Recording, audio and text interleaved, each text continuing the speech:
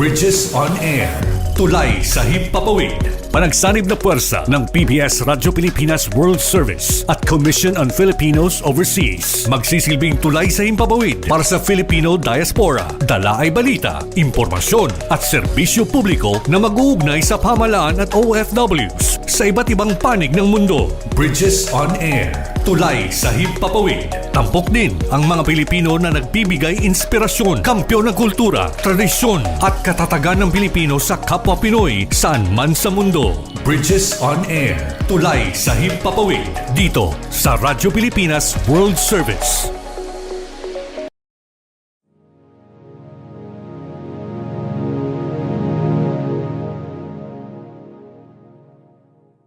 Ang Commission on Filipinos Overseas o CFO ay kinagagalak na itanghal ang Bridges on Air kaakibat ang Radyo Pilipinas World Service. Para sa inyong kaalaman, ang CFO ay ang ahensya ng gobyerno na naatasang siguraduhin ang mga Pilipino saan man sa mundo ay may kaugnayan sa bansang Pilipinas. Nais ng CFO ng ating mga migrante ay kasama natin sa pambansang pag-unlad. Hangad ng CFO ang isang komunidad ng mga kagalang-galang at mahuhusay na Pilipino sa ibayong dagat na makabuluhang nag-aambag sa kapakanan ng bansang kanilang titirahan habang nanatili na matibay ang ugnayang pampolitika, pangkabuhayan at pangkultural sa Pilipinas. Kaya naman po ay nais namin ipakilala ang Bridges on Air, ang programang magbibigay ng boses sa mga Pilipino sa iba't ibang sulok ng mundo upang ibahagi ang kanilang kwento, tagumpay at mga pangarap bilang migrante. Nagpapasalamat po kami sa tulong ng Radyo Pilipinas World Service upang mabigyan ng pagkakataon ang ating mga kababayan sa ibayong dagat na maging kabalikat natin sa mga usapin at talakayan patungkol sa pabansang kaunlaran. Maraming salamat po. Mabuhay ang migranteng Pilipino. Mabuhay ang bagong Pilipinas.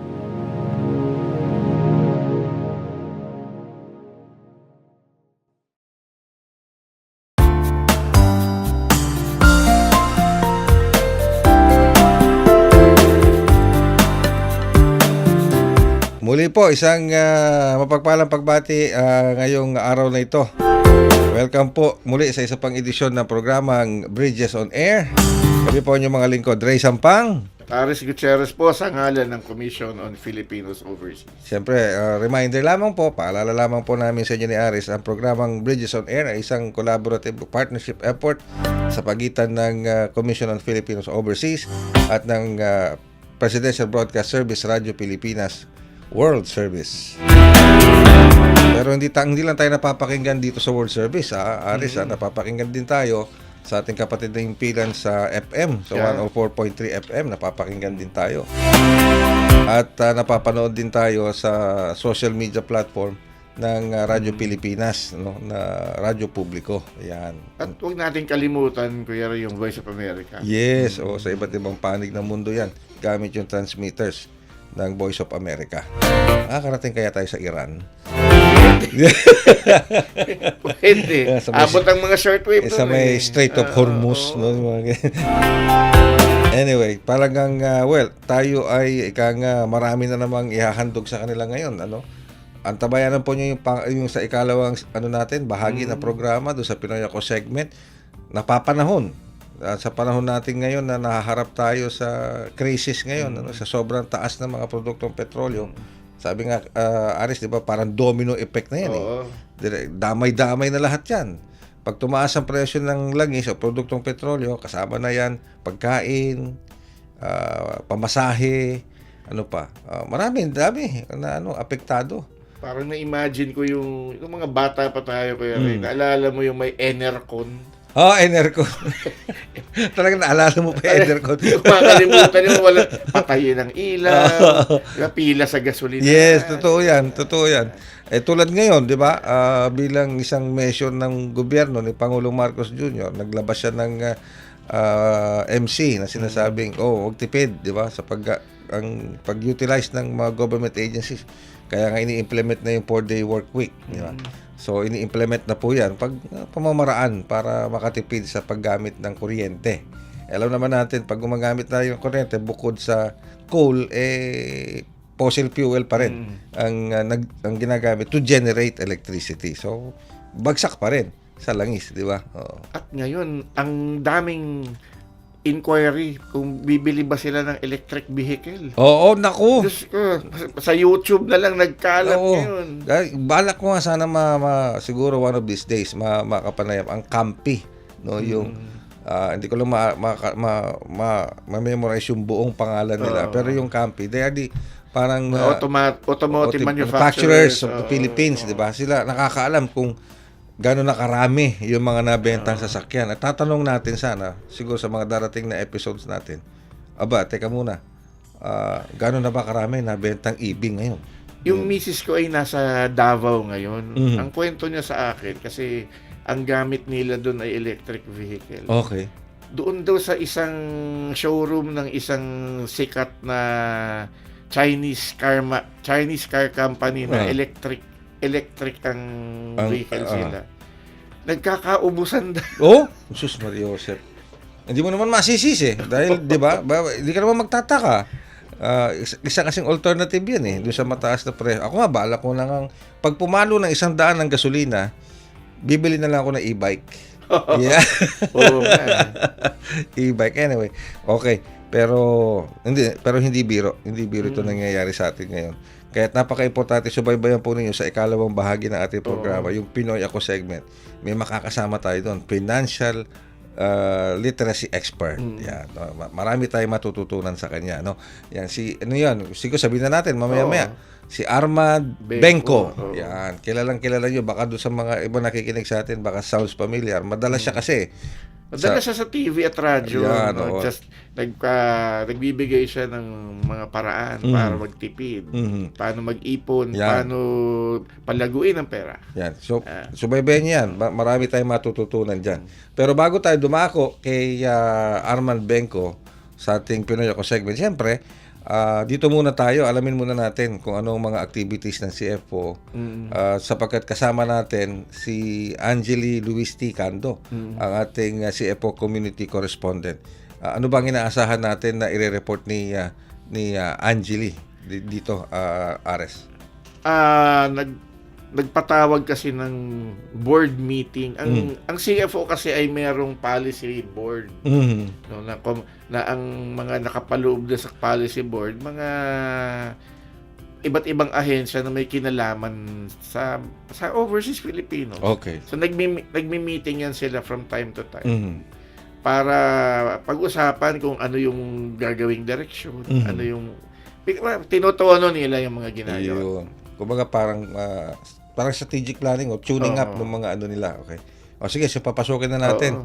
Okay, nasa linya na natin ng komunikasyon ng ating CFO Community Correspondent for this episode, Angeli Luis T. Cando. Angeli, good morning. Good morning po. Teka, ulitin natin ha. Taas lang natin. Angeli, kamusta? Good morning. Okay, medyo mahina yung audio at adjust lang natin ng konti. Sige, habang inantabayan na natin si Angeli para ma-adjust lang yung audio. Meron lang, kagabi may kausap ako na isang Pilipina abroad.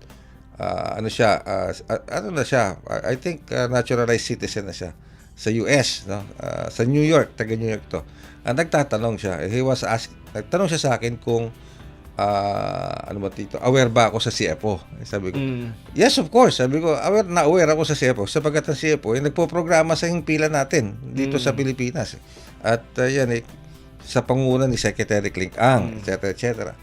Ang gusto niya malaman, how can they participate doon sa nomination? Parang meron yatang di ba? Yung CFO, Presidential Awards Papillo. for Filipinos, individuals, and organizations. Ang unang tanong niya, parang meron silang gustong i-nominate. Okay. So, ang tanong is, kinakailangan ba na sa Amerika, halimbawa, kung yung ino-nominate nila ay nasa Amerika, kinakailangan ba yung mag-nominate ay nasa Amerika din?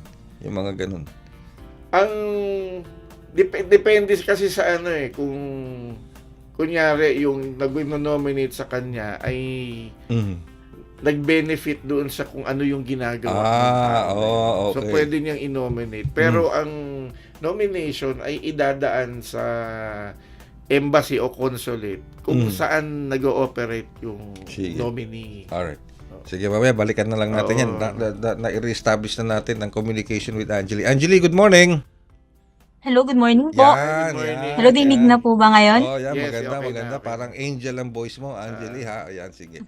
Alright. Sige, Angeli, go ahead with the report. Hello, magandang umaga po sa lahat.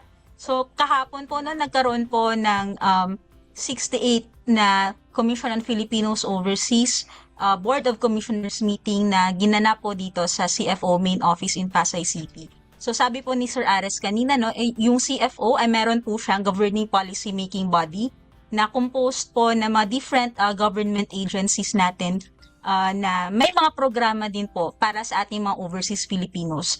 Kasama po ng CFO sa Board of Commissioners natin ay ang Department of Education, Department of Foreign Affairs, Department of Justice, Department of Labor and Employment, Department of Tourism, Department of Trade and Industry, and the Presidential Communications Office. At gusto rin pong in the future, yung Department of Migrant Workers ay pinag-uusapan din po sa ating BOC na talagang ipaloob na po at isama sapagkat sila ay isang malaking ahensya din po na talagang tumutugon at nagbibigay din ng mga serbisyo para sa mga overseas Filipino workers at sila ay mahalagang parte ng ating komisyon at ng ating gobyerno para mas mapalakas pa natin yung serbisyo ng gobyerno para sa ating mga migrante. So, sa ginanap po na 68 CFO BOC meeting, mga mahalagang topics po yung pinag-usapan ng ating board. Tulad po ng pinopropose ng CFO na honorary representative natin sa abroad. So, itong mga honorary representatives po ay magiging representante ng CFO doon sa mga countries na marami po yung marami ang concentration ng mga Filipinos. Currently po kasi wala pong overseas presence yung Commission on Filipinos Overseas at mahalaga ang magiging role na pinopropose po ng CFO na honorary representative para may direct link po tayo sa ating mga constituents abroad, especially po sa tunguhin ng CFO ngayon na mas strengthen po natin yung diaspora engagement natin because atin pong tinitingnan at atin pong ina-acknowledge yung very vital role ng ating diaspora for national development. Kaya kailangan na meron din tayong sustained efforts at mechanisms for diaspora engagement with our Filipino diaspora. Isa din po sa napag-usapan sa BOC meeting ay ang initial study po ng ating ng CFO Project and Management Division sa need, kung may need po ba na mag-provide ng pre-departure orientation seminar for international students.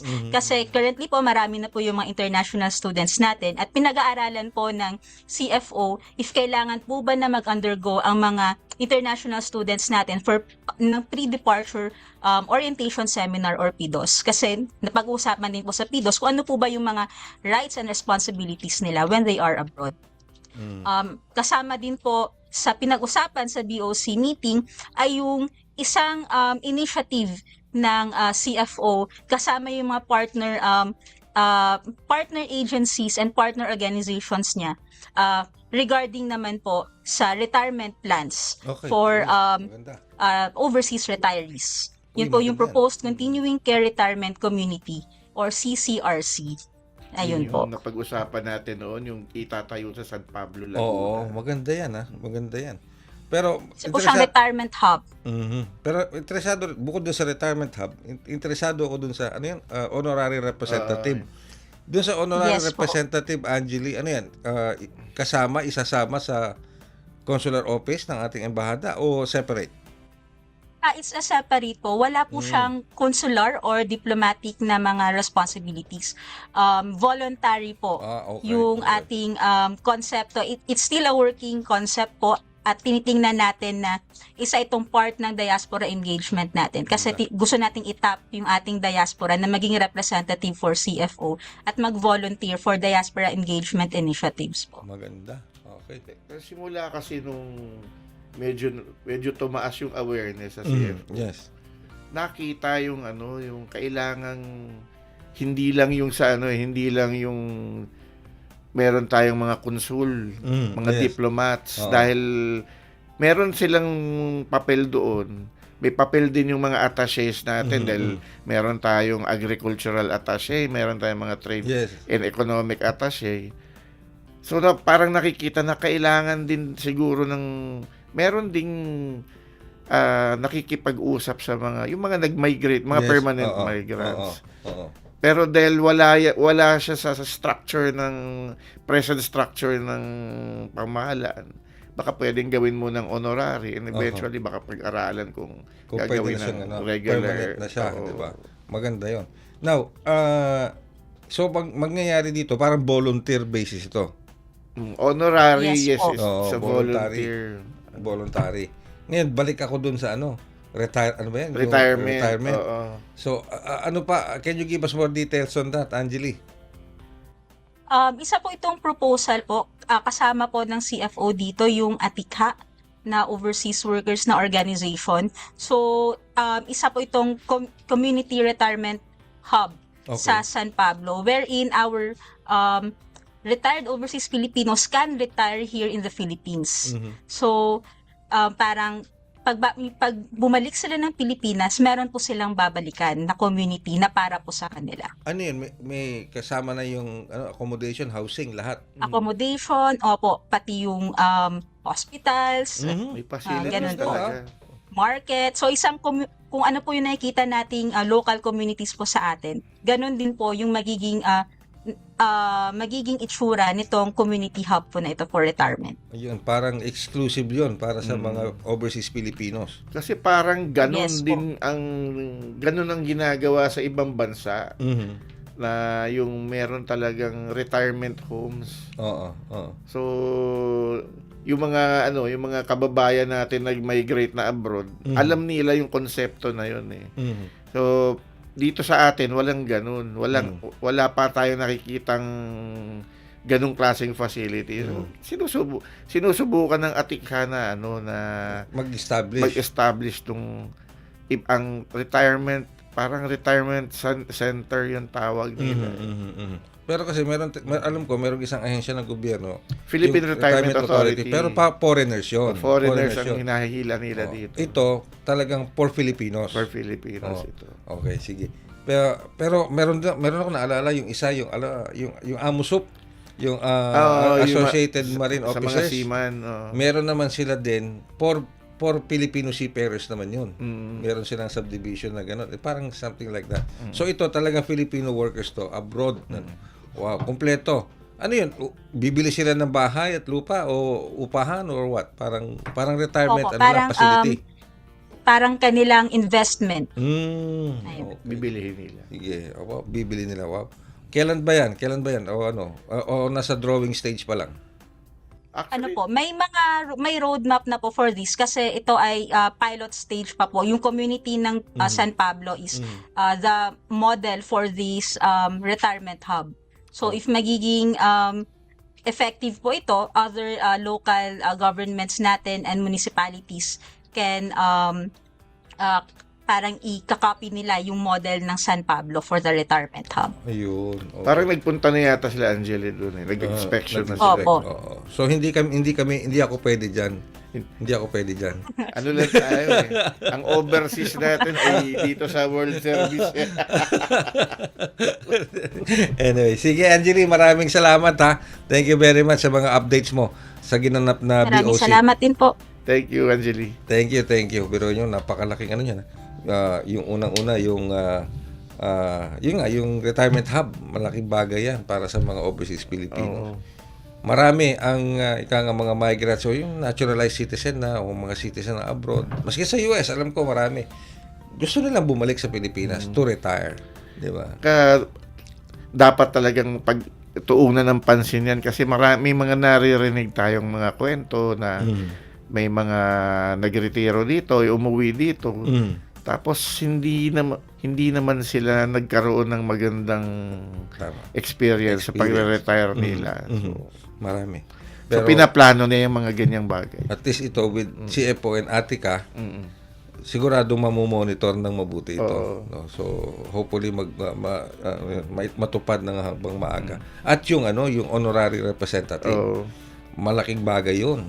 Malaking bagay 'yun para sa Filipino diaspora. No? Meron kasi talagang dapat na actually budgeted na to sa GAA. Mhm. Meron talagang immigrant attaché, mga ganun. Pero wala Pero hindi pa siya talaga na-deploy. sayang.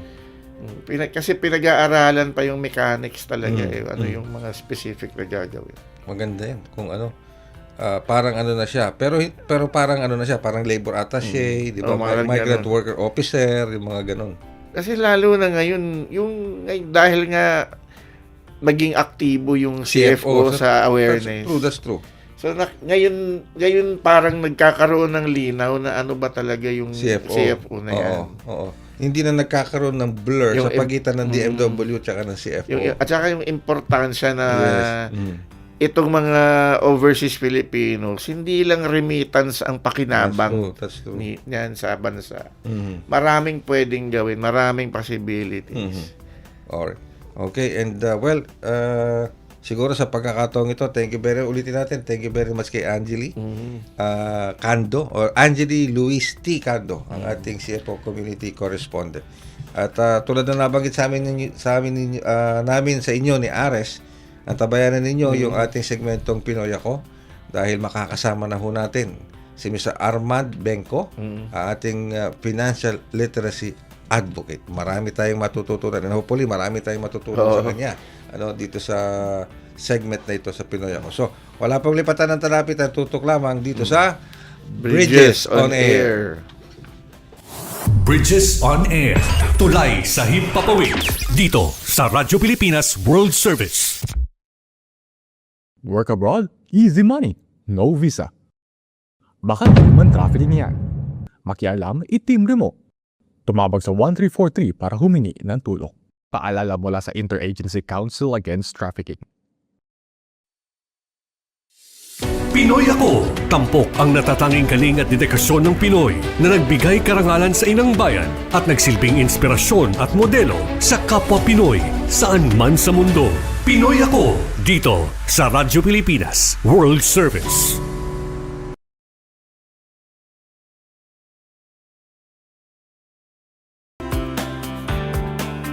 At of course, kayo po ay patuloy na sumusubaybay sa ating programang Bridges on Air, dito pa rin sa impilang Radyo Pilipinas World Service.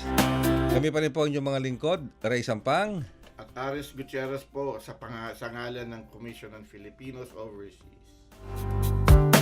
And of course, dito sa ating segmentong Pinoy Ako. Ayan, alam mo, very timely itong ating makakasama ngayon, Ares, sapagkat sa mga panahon natin ngayon, lalo na, grabe ang presyo ng produktong petrolyo dito sa Pilipinas. Ang luwag nga ng kalsada ngayon. Medyo, alam mo, may nag-report nga doon sa isang programa ko sa kabila. Sabi niya, kapansin-pansin lumuwag. Napansin din ng MMDA lumuwag. Ang nakakatawa doon, very obvious, lumuwag dahil nabawasan yung mga private motorists. Ang ibig sabihin, mas marami na ngayong pribadong sasakyan kung ikukumpara mo sa mga public utility vehicles. Ibig sabihin, maraming may-ari ng mga private cars ngayon. At ang presyo ng gasolina ngayon, magkano per liter? Nasa 80 per liter?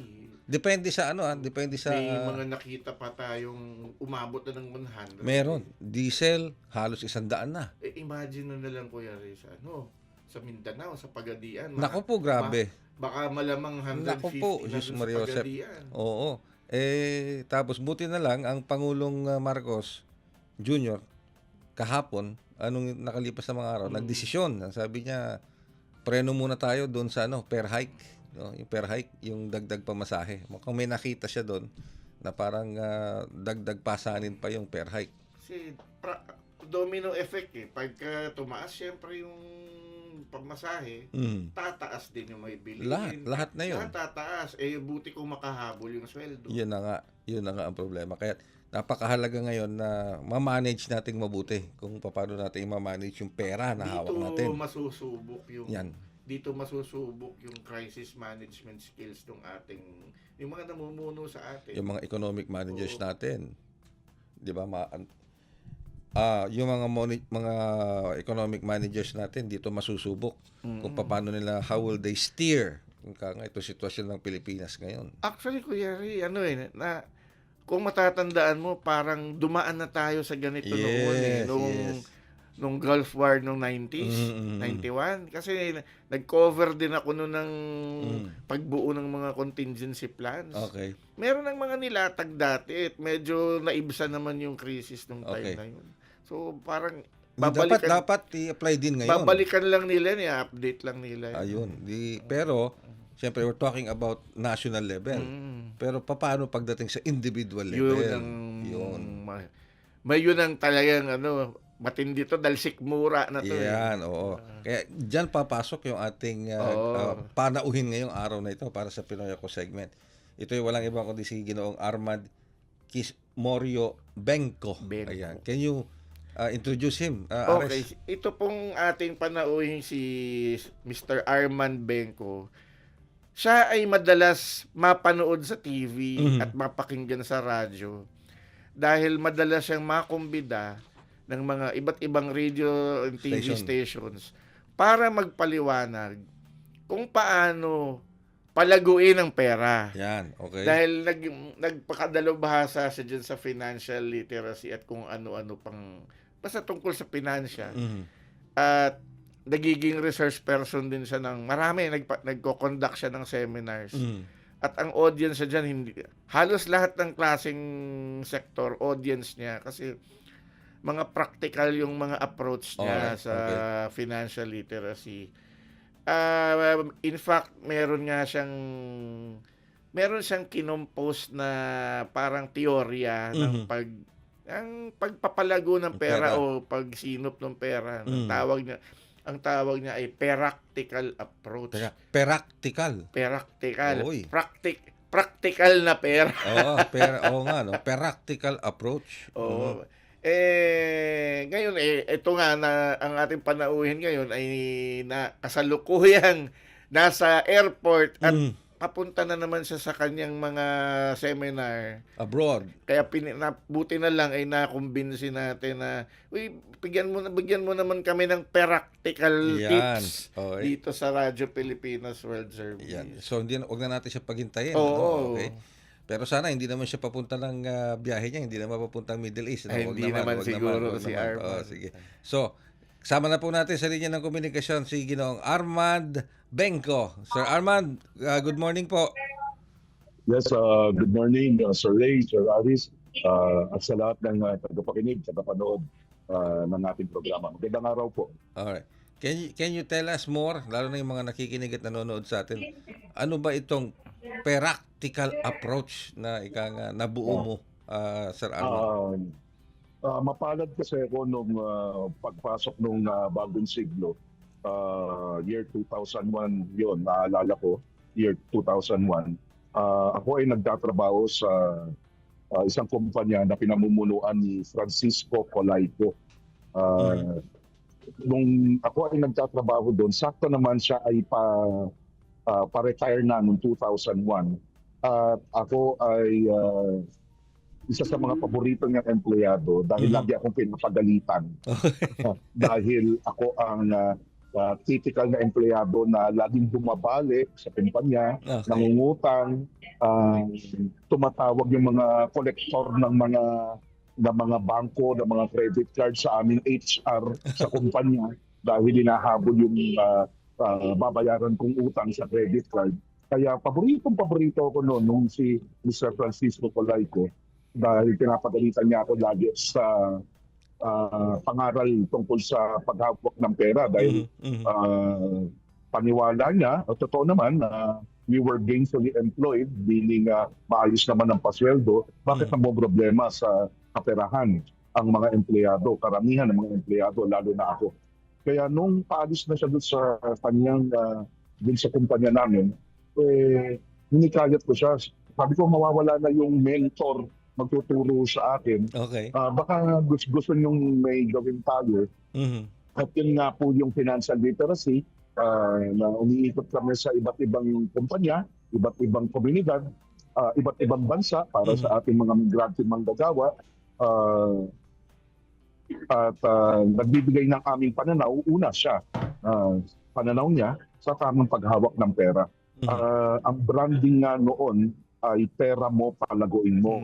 Yun po yung umakda siya ng libro, seminar, at nagkaroon pa kami nag-umpisa magkaroon ng mga programa sa television, sa radyo.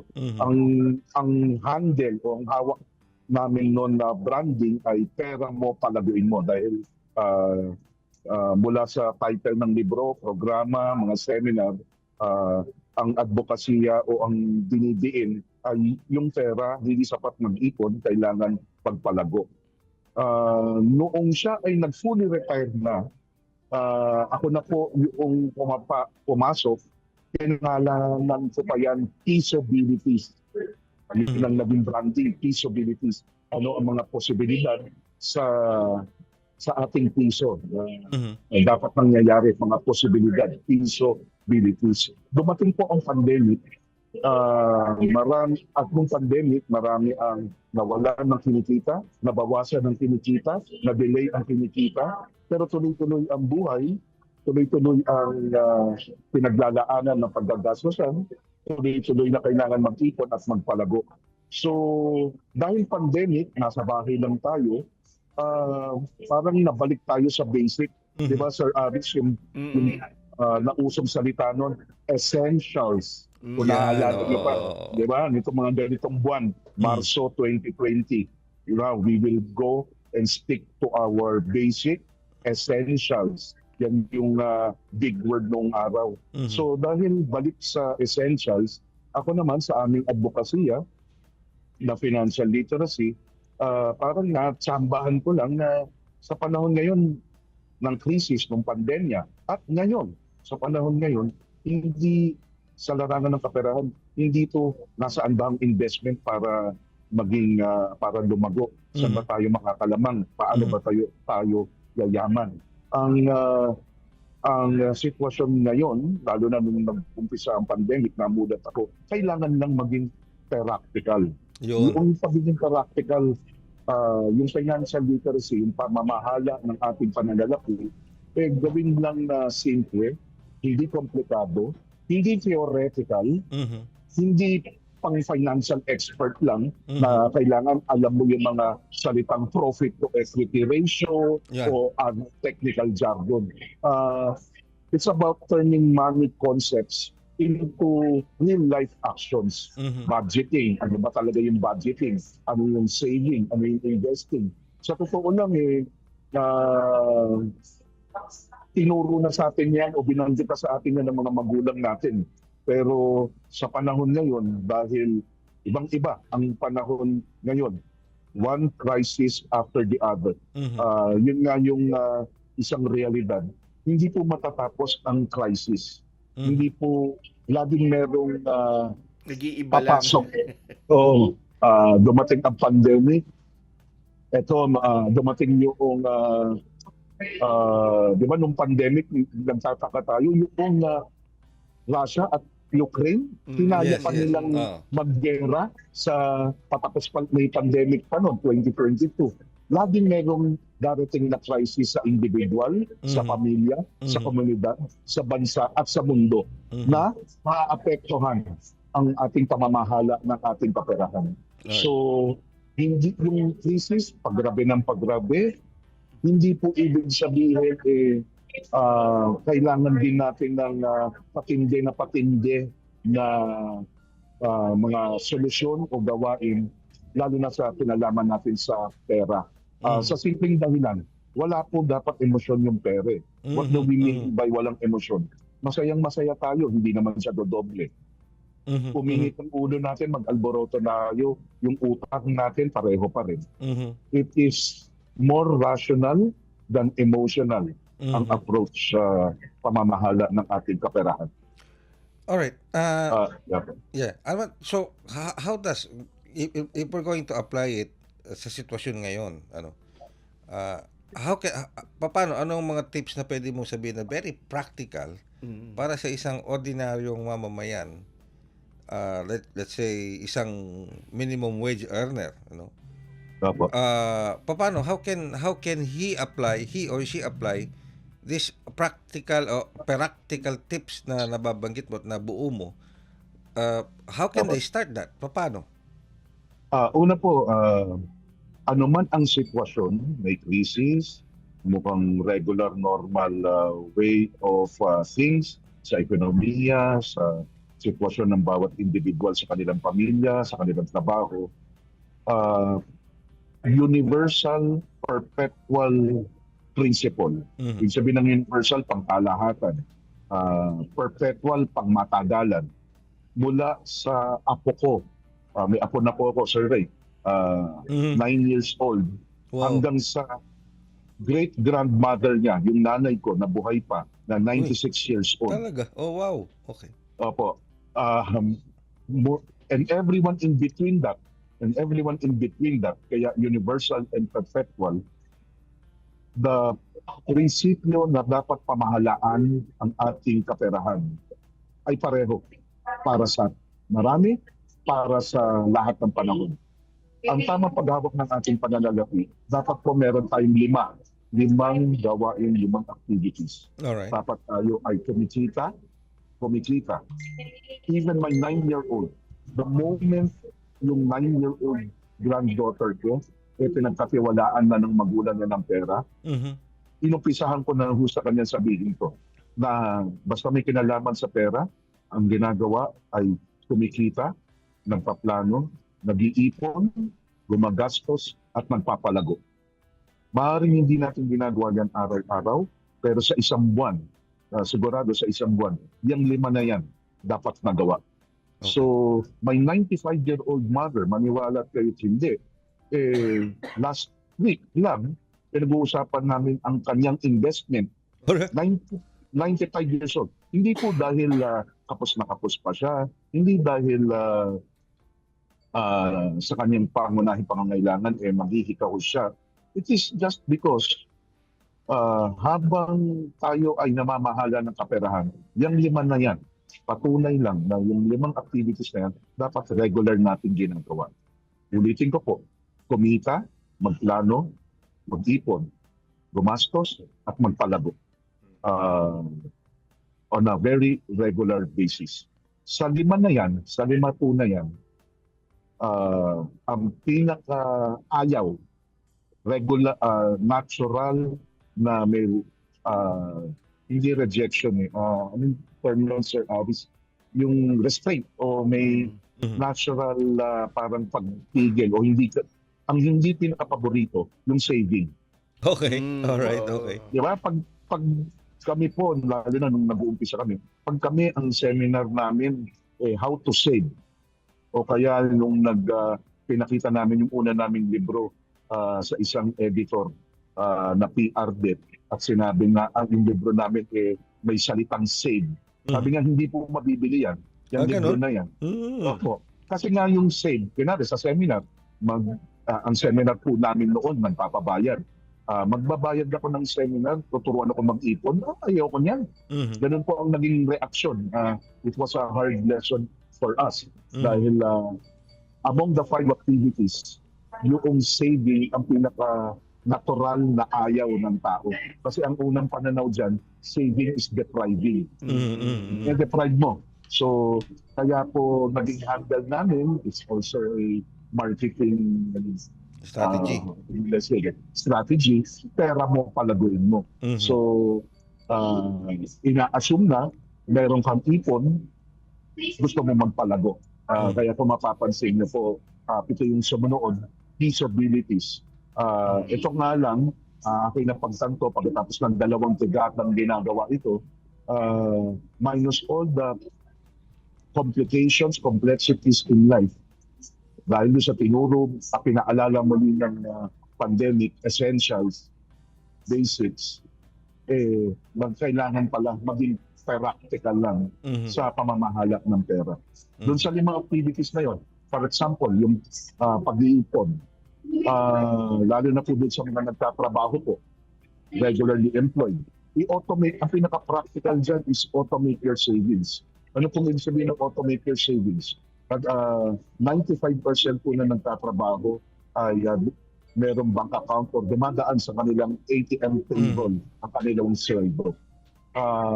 Kaunti po ang nakakaalam na pag ikaw may bank account, pwede kang pumunta doon sa bangko mo at sabihan yung bangko na mag-o-open ka ng ADA, auto debit account, na bawat pasok ng pera, minimum wage ka man, minimum wage earner, bawat pasok ng sweldo mo, automatic 100, 200, 500, automatic lumilipat doon sa isang bank account mo na siguro walang ATM, hindi ka online, mahirap puntahan, baka rural pa sa probinsya para wala kang easy access dun sa iniipon nyo po. Okay.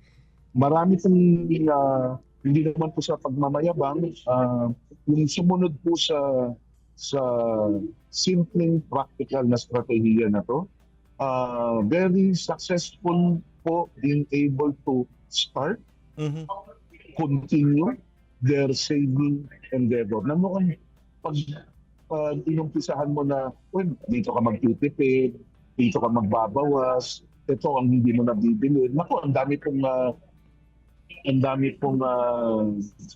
hindi, I can't find the right word now.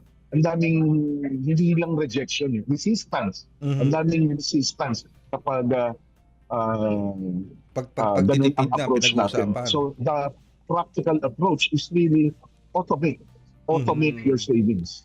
Yung hindi mo nakikita yung pera na pumupunta na na lang doon. sa Opo, savings mo. Opo, Sir Avis, 500 a month is 6,000 pesos a year. Yes. Oo. Ilang beses po na nangailangan ang sino man sa katayuan natin na sana meron tayong 6,000 pesos ngayon. Either emergency or luho. Sabihin na natin, luho. Ilang beses na isip tayo na sana meron tayong 6,000 pesos ngayon. Gawin lang po yan sa ino-automate na 500 pesos every month. Miski na sa minimum wage earner, bawasan niyo po o nawala yung access mo sa 500 pesos every month, hindi naman siguro bubuhit yung buhay yung babawasan lang nila yung babawasan lang nila yung pagbili ng bisyo. Yun ang practical na approach din. Opo. Actually, nakaraang 2 dekada, ganyan po yung mga sinasabi natin. Ako noon naggagaling-galingan pa na ikikwenta ko magkano ang kaha ng sigarilyo. Noon to 20 years ago. 50 to 60 pesos ang isang kaha. So sa isang buwan, nakaka 1,800 kayo. Uy. Yung 1,800 at 60 pesos po ngayon 120, 130 yata. Ito nung nag-uumpisa kami, sabi, talking about bisyo lang po. Ito, yung 1,800 a month, pwede nyo ng pang-investment sana yun sa mutual funds. Alam niyo po, hindi nag-click, sir. Hindi po kinagat. Hindi Ano kinagat? po yun Hindi po. Bakit? Kasi bisyo yun Bisyo po yun Tayo ay tao lang. Marupok. Meron ng mga kinalakihan. Pero sino po ako para sabihan sila, pagbawalan sila, kung hindi nga sila sumunod sa magulang nila, sa asawa nila, sa anak nila. Yun ang rational doon. Oo. Kaya nakita ko na lang pong quote-and-quote. Pasensya na po kayo, hindi ko naman sa binibenta ng gusto yung branding. Practical approach. Huwag mo nang ma-access yung maliit na amount na 500 pesos. Pwede po yan yung auto-debit. Yung open na bank account. Yung source ng pera mo. Auto-debit. ADA. Auto-debit account. Every bank has that. Pwede i-arrange lalo sa na po, bangko. lalo na po yung Universal Commercial Bank. Yung alphabet soup ng BDO, BPI, MD, SP, Security Bank, Metro Bank, lahat po yan. PWB, East West Bank. Lahat po ng mga malalaking bangko na nakikita nyo, lalo na sa Metro Manila at Metro Cities, sa mga syudad. Yan po, minsan ka lang pupunta sa kanila at sasabihin mo, mag-open ako ng bank account, ipasok kung kayo ay taga Metro Manila. Ito yung bank account ko, ipasok nyo po, itong bank account ko na ito ay nasa Abra, it's a rural bank. Yun po, iuutos ka lang doon sa bangko. Minsan lang kayo pupunta, one time lang. So Wow. automatic na po yun. Bawat pasok, ang maganda po pa po doon, hindi lang sweldo, bawat pasok nung pera, the first 500, pwede yung, iuutos nyo po parang computerized pero manual gagawin. Iuutos nyo po doon sa original bank nyo, source bank account nyo, na bawat pasok, yung iba nga po dahil alam nyo po, saving and winning is a habit. Kapag na-addict po sa pag-iipon, opposite dun sa na-addict sa kakabili ng yosi, kasi addiction din po yun sa akin pananaw. Ma-addict din po kayo sa pag-iipon na makikita mo, uy, Alam mo, Arman, totoo yan. Kasi ako ngayon, kinukumbinsi ako ng mga anak ko na gumasta. Kasi nasanay din ako na mag-ipon. Okay. Dahil sa'yo. Dahil nakikinig ako sa mga seminars mo noon. Wag naman po sana magalit yung mga anak niyo pag kita-kita mo. Pero yun nga sabi kasi ni Arman, di ba? Deprivation kasi. Oo. So kung naririnig ko yun sa kanila, wag mo namang i-deprive yung sarili mo dahil Oo. pinagtrabahuan mo naman yan. Pero kailangan mo rin talagang mag-ipon. Yes. Kasi Totoo nakita naman natin ng pandemic, kung may naipon ka, Oh. meron kang May huhugutin ka. huhugutin, May huhugutin ka. Talagang ganon.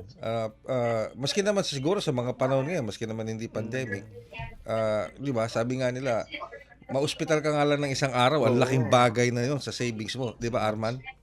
Opo. Paano yung malalaman na hindi pa sapat ang inyong naipon? Kapag kayo po ay nawalan ng trabaho o pagkakataon kumita at pumasok ang pera, ilang buwan ang kaya mong tustusan? Yun po ang sapatan. Yun po ang mas doon mo lang paano ba I'm trying to address it to Aris. Yung pag-approach na enjoy mo naman, deserve mo yan. Yun ang mga tataga na yun, di ba? YOLO, you only live once. Hindi po, hindi you only live once, you only die once. Yes. Di ba? Miski na Katoliko sarado po kami ni Sir Aris, kaya nga may kataga na born again. You will live and you relive every show open. Every gising is a blessing. Sabi natin sa isang programa namin sa kabilang stasyon. Nabubuhay ka araw-araw. It's a new birth each day that we are blessed with. You only die once. So mali yung you only live once. Now, we are to live for 1,000 tomorrows. So, pag huminto po tayong kumita ng pera ngayon, 1,000 tomorrows is just 3 years. Ang life expectancy po ng Pilipino, 77. In spite of the pollution, in spite of the bisyo sa unhealthy diet, 77. Ako po nag-retire 50 years old. Wow. I have 27 years kung masusunod yung Lifespan na yun. span. May nag-retire po 65, mandatory retirement sa privado. 65, we have another 12 years to live. So, swerte yung sa pamahalaan. Tama ba, Sir Aris, na pamahalaan may pension sila till death, di ba? Till death as a majority or big percentage of their basic salary. Yes. Pero paano po yung ilan na ba ang labor force? 50-60 million plus na nasa private. Hindi po lahat ng kumpanya ay miski na nakalagay sa batas yun, hindi automatic na nagtrabaho ka, meron kang pension. Siyempre, meron qualifications ka. My point simply is, kaya kailangan po mag-ipon, and it's not depriving, because we are to live for the 1,000 tomorrows to come.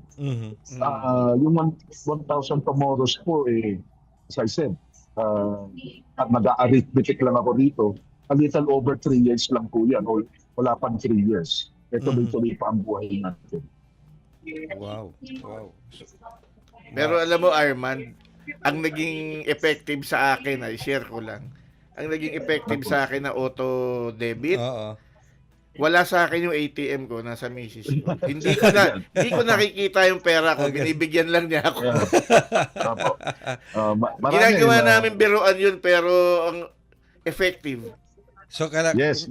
so nasa misis mo yung ATM mo. Lahat. Yung ADA mo, nasa misis mo. Lahat ng lahat. Binibigyan lang niya ako ng panggastos ko sa Ayun. isang linggo. Ayun, okay. So advisable din yon, Arman. Kanya-kanya pong diskarte yan. Ayoko pong sabihin na gender-based pa. Ayoko sabihin na gender-based. Baka yung iba kagad ang makuha.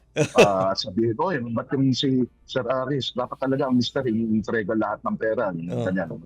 Ako po sa akin, kung paano pinapatakbo ng maayos ang pera ng isang kumpanya, ng isang bansa, ganun din ang patakbo ng pera sa pamilya, lalo na pag may mag-asawa. Oo. So, Tama. regardless of gender, iba po ang may hawak, iba po ang may nagdidesisyon. Iba yung may hawak ng pera, iba yung nagdidesisyon. Kasi katulad ng sa akin, pareho ko po si Aris, hindi po ako magaling humawak ng pera. Pag dumaan sa akin ng pera, hindi dahil sa luho o sa bisyo, hindi po ako magaling humawak. Mabilis lumabas sa akin ng pera. Kaya kapareho ko po si Aris, hindi po dahil gender, ang may hawak po ng pera, yung aking katuwang sa buhay, ang aking commander. Pero ang nagdidesisyon, ako. So, miski na siya ang may hawak ng pera, hindi naman po siya ang nagdidesisyon kung kailan lalabas o hindi ilalabas ang pera. Ayun. Ganon din naman ako, miski na napagdesisyonan ko na.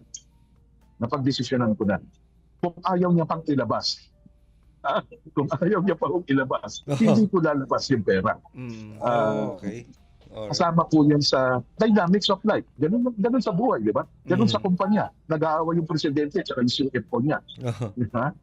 Kung hindi may-ari yung presidente, pareho silang nagre-report sa investor. Magkaaway po yun. Yung marketing, CFO, saka yung COO. Magkakaaway po yun. Pantay-pantay yun. COO, CEO, saka CFO, at yung other C-suite positions. So, Parang yun po, Arman, regardless of gender, yes po. parang sa media din yan Clearly, no? Tagal na tayo sa media Mortal na magkaaway ang editorial at ang marketing. Oo, tama. Kasi ang editorial, puro gastos. Ang marketing, Tama. puro hanap ng kikitain. Yes. Tama. Opo. Yeah. Ibalik ko lang po sa pagiging practical. Isa pong practical mindset na dapat meron tayo is always looking and knowing the situation. Sabi nga doon sa isang magandang libro, di ba, Sir Aris, The Art of War. Ang unang-una doon, know your enemy. Hindi ko naman sinasabi yung current situation is the enemy, pero part of knowing the current situation is knowing the enemy. Kung life is a battle, inaalam mo kung anong sitwasyon. Gusto ko lang pong i-transition yon, Sir Aris, sana hindi pilit. Yung natutunan ko noon na ina-apply ko sana ngayon na ipaalala dahil kasama siya sa pagiging very practical. We are in this situation, hindi po original to sa akin, survey, malamang na original ito. VUCA situation. Inumpisahan po ito ng mga how ironic, ng mga ng US noong Cold War, nung panahong nag-aaway pa sila. Ngayon naman nag-aaway pa. Pero nung Cold War, inumpisahan o Umpisahan kong salita na VUCA. Ang situation ay VUCA. Okay. VUCA.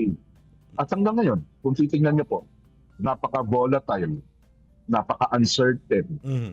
napaka-complex, napaka-ambiguous. Mga big words po. Ano bang ibig sabihin nun kung sisimplehan natin? Volatile. Mabilis magbago ang sitwasyon. Yes. Oo. Mabilis magbago. Napaka-volatile. Mula sa stock market at dito sa sitwasyon sa Iran attack ng US at ang bilis. Can you imagine na Sir Aris, panggaling ka ron, alam ko, kung yung UAE biglang gumante diretso sa Iran. Kung mamaya, hindi natin alam kung anong pinag-uusapan nila ngayon. Okay. Ngayon, ayaw nila. Mhm. Pero what if an Arab country attacks Iran also? Aha. Hindi natin alam. Baka mamaya, anong oras ngayon doon, Sir Aris? Baka madaling araw, nagmi-meeting na ngayon. Pag sikat ng araw, bumomba. Diba? Dahil nagsawa na sila o napagod o we don't know. Volatility, ang bilis magbago ng sitwasyon. Uncertainty, hindi natin sigurado anong mangyayari. Sabi ni Trump, hindi, tuloy-tuloy yung Strait of Hormuz kung saan ito ang dahilan kung bakit nagtataasan ng presyo Yes, ng langis. Hindi maapektuhan yan. Poprotektahan namin yan. Well, ilang araw na, more than 2 weeks na, mahigit 2 weeks na, wala pa rin nakakadaan. Isa, Yes. dalawa, tatlo pa rin ang nakakadaan na oil tanker doon. So much uncertainty. Complex. Napaka-komplikado na nangyayari. Biro nyo, sila lang ang dapat mag-aaway doon. Tayo, apektado. Yes, oo. Napakalayo Bakit natin. ganon? Mhm. Napakalayo natin. Complexity, maraming factors na nagkakaugnay-ugnay. At ambiguous, napakalabo po ng direksyon. Saan ba papunta to? Pag minsan sa buhay natin, di ba? Sinasabi tayo mula nung bata, lalo na po ako, kilala po ako ni Aris, nung bata pa. Uy, ayusin mo nga ang direksyon ng buhay mo. Mhm. Di ba? Sinasabihan po na tayo nung bata tayo. Kasi yun yung hindi naman nakakatakot, yung kailangan harapin mo yun. Dahil ang labo ng direksyon. Saan Okay. ba tayo papunta dito dahil sa nangyayari sa labas? Dito sa nangyayari sa bansa, maging politika, maging pampamilya, VUCA situation is always present. Mhm. Why? Because I think, ito po sa akin na lang to, ganito talaga ang nature ng buhay. Mhm. The dynamics of life. Di ba? Ganito lang po, kailangan lang natin harapin. Now, bago po tayo maubusan ng oras dahil nung ako po ay nautusan ni Sir Aris, Okay. ano nga yan, may hinanda rin po akong VUCA na sagot Sige, sa yan ang gusto kong VUCA marinig. situation Yan, oo. sa ating kaperahan. Mhm. Lalo na sa lahat po to, hindi lang sa migrante o migrante manggagawa. Yung VUCA na situation, VUCA din po ang sagot. Anong sagot? Muka? Di. VUCA VUCA din. rin. Buka din ang VUCA sagot. din. Buka din ang sagot. Opo. Oo. Opo. Ano yung unang sagot? Letter B. Kailangan po ng visibility. Visibility. Okay. Alamin po talaga natin ang financial situation natin. Alam niyo po, magtanong kayo ng 10 susunod na tao na makikita nyo. Magkano ang talagang gastusin niya ng pamilya nila, ng household nila, buwan-buwan? Mhm. Yung eksakto magkano ang kailangan yung gastusin buwan-buwan? Baka 9 out of 10 po sabihin nila, gastusin ko na 30,000. Bakit 30,000? Kasi sumasweldo ko ng 30,000. Okay. All right. Pero yung talagang alam po nila, Mhm. nakalista, nakasulat, malamang po 9 out of 10 hindi po naglilista. Mhm. Kaya visibility, simply alamin ang numero. Kasi wala nang emosyon po doon. Kung hindi nyo po alam kung saan napupunta ang pera nyo, hindi nyo po nahahawakan ng inyong buhay pinansan. Simply put, awareness is protection. Mhm. So, visibility. Urgency. Kumilos agad. Okay. Hindi bukas. Hindi mamaya. Hindi kapag pag naayos na yung sitwasyon sa Middle East, may crisis po. Ang crisis hindi nag-a-announce. Pag next month, may crisis tayo. Wala kang. Kaya always work, think, work with a sense of urgency. Aminin na po natin, kadikit ng finances natin ang pang-araw-araw na pamumuhay natin. Kaya kasama din sa sense of urgency, the practical must do. Mag-ipon ka na. Okay. Huwag lang mag-ipon. Hindi pag naayos na yung sitwasyon, kapag na-promote na ako, mag-ABA ka na. Pumunta ka na sa bangko. 500, ano ba naman yung 500? Nang bababawas, hindi mo maahawakan. Tapos yung sinasabi nyo, sige, babawas ako ng luho. Sige, bawas ka. Ngayon, bawas kita ngayon. Hindi yung puro analyze tayo ng analyze. Kay Sir Aris ko yata narinig to. Analyze ka ng analyze, ka-paralyze ka na. Kakagaling. Diba? Paano ba magbabawas ng luho? Sige, pag ganito, dito ko umpisahan. Umpisahan nyo na po ngayon. Work with a sense of urgency. Next, letter C, B, U, C, A. Nasa letter C na. Control. Focus sa makokontrol po natin. Ang problema po kasi, dahil hindi nakafocus dun sa what in our circle of influence or what we can control, ayan, sisisihin ng pamahalaan. Diba? Sisisihin ng employer. Pag minsan yung Panginoon pa ang sisisihin. Diba? O kaya yung magulang natin. Work within your circle of influence. Hindi po natin kontrolado ang gera. Pero kontrolado natin ang gastos natin. Yung utang natin. Yung mga desisyon natin sa pera na walang emosyon dapat. So, mga practical na kailangan gawin ngayon, miski na po anuman ang pangangailangan na yan, miski na po emergency, kung kayo po ay may utang, iwas muna sa bagong utang. Huwag po kayong umutang. Humingi kayo ng tulong. Ginawin niyo po. Kasi yung utang, iba yung utang. Kailangan mong isauli. Dumating po ang emergency, lubog na ako sa utang. Well, humanap ka na ng tulong. Huwag ka nang kumuha ng bagong utang. Yun po ang sagot doon. Bawasan ng mga, Sir Aris, very practical. Bago nag-umpisa ang taon, tinignan ko lahat yung mga subscription ko. Okay. Subscription ko sa YouTube, sa Google Drive, sa Netflix, sa Amazon, yung mga lalo na yung mga streaming mga apps, movies, streaming apps. Opo, yung mga apps. Alam niyo po ang natipid namin kasi family accounts pa yung kinukuha namin para yung maliit na miyembro ng pamilya ko po, dalawa lang kasi ang anak ko. Almost over 10,000 pesos po ang na-save namin. Wow. Maalis lang na Yung streaming, Sir Aris, ito po si Sir Aris, di ba yung mga HBO, Netflix, Prime Video, yung paborito po namin ni Sir Aris, yung Disney. ano to? Disney. Hindi. Yung sa ating kaibigan, yung Viva Max. Viva Max, paborito ni Aris yun. Di ba, may subscription po yun eh. Lahat po yan. Nung pinag-aralan po namin para na mag-practice ng pagiging practical, hindi nyo po dati ang Netflix. Madalas ginagamit. Ako, kung manood po ako ng Netflix, 2 times a month. 2 times a month? 2 times a month. So, yung mga anak ko po, in their 30s, madami na po ang twice a week. Okay. So, ano po, lahat ng, alam niyo po pag naghihirap tayo o hirap sa buhay, maglista po tayo. Tingnan niyo po, ang tatlo kasi ang pinaghihirapan natin.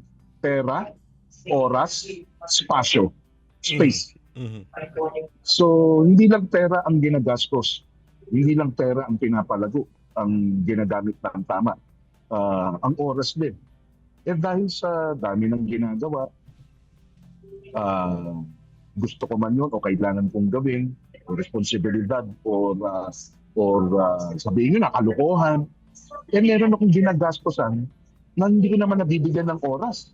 Bakit natin gagastosan pa? Imagine, 10,000 of subscriptions na hindi po nagagamit.